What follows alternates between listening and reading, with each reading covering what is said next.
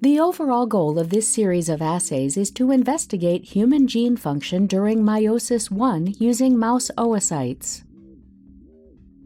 These methods can help answer key questions in the human reproductive field, such as whether there is a genetic predisposition to maternal aneuploidy. The main advantage of this technique is that it uses mouse oocytes as a model for mammalian meiosis, which is useful given the inaccessibility of human eggs for gene function studies. We first had the idea for this method when we sequenced the exomes of women who had undergone in vitro fertilization treatments and whose embryonic aneuploidy rates could not be explained by their maternal age. Visual demonstration of this method is critical, as the image analysis steps are difficult to learn, and defining strict analysis parameters is key to rigor and reproducibility.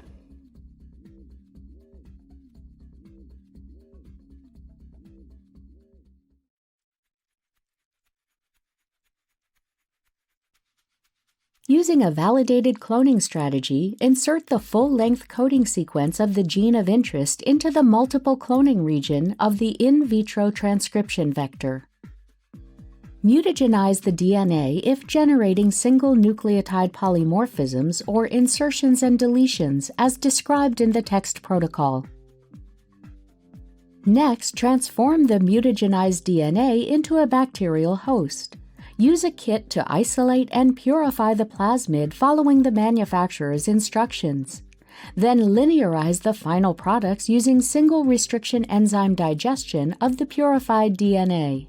Purify the digested product using a validated DNA cleanup protocol or kit, and elute in 30 microliters of RNase-DNase-free water. In vitro transcribe DNA using